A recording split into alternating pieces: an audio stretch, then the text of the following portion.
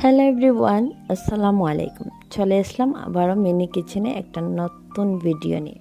খাওয়ার আগে চলো দেখে নেই কি কি দিয়ে বানিয়ে নিয়েছি মিষ্টি। এইখানে নিয়ে নিয়েছি হাফ লিটার গরুর দুধ। জালের মধ্যে বসিয়ে দিয়েছি গরুর দুধ। ভালো করে বলক ওঠার অপেক্ষায় থাকবো আমি। কার কার মিষ্টি দই খেতে পছন্দ আমাকে কমেন্ট করেই জানিও। আস্তা একটা এলাচি। এখন আমি অন্য পাত্রে ক্যারামেলটা তৈরি করে নিব। 1 কাপ চিনি দিয়ে দিয়েছি ক্যারামেলটা তৈরি করার জন্য। ভালোভাবে নাড়াচাড়া করতে হবে, না হলে ক্যারামেলটা একদম লেগে যাবে। ক্যারামেলটা আমার তৈরি হয়ে গিয়েছে। এখন দিয়ে দিব 1 কাপ দুধ। এদিকে আমার তৈরি হয়ে গিয়েছে ক্যারামেল। এখন দিয়ে দিব দুধের মধ্যে।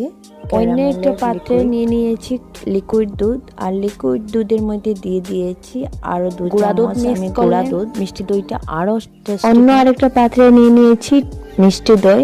আপনারা চাইলে টক দইয়ে নিতে পারেন, একটু সামান্য পরিমাণ নিতে হয়। আমি নিয়ে নিয়েছি ছেঁকে দুধগুলা। মাশাআল্লাহ অনেক সুন্দর হয়েছে মিষ্টি দই। আমি আজকে ফার্স্ট টাইম বানিয়ে নিয়েছি। আমি ভালো করে ছেঁকে দুটা মাটির কাপে রেখে দিয়েছি আর একটা বাটিতে রেখে দিয়েছি। দুধটা ভালো করে একটা জায়গায় রেখে দিবেন যাতে দইটা জমে যায় একটা রুম টেম্পারেচারে, আর ভালো করে। এখন আমি টিস্যু পেপার দিয়ে ভালো করে রবার দিয়ে পেস্ট করে নিব।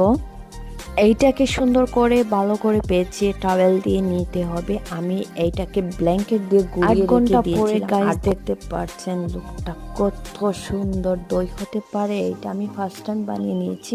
দেখতেই যতটা সুন্দর হয়েছে, বাপরে বাপ, খেতেই ততটা দারুণ হয়। যারা যারা মিষ্টি দইটা খেতে পছন্দ করেন অবশ্যই একবার বানিয়ে খাবেন।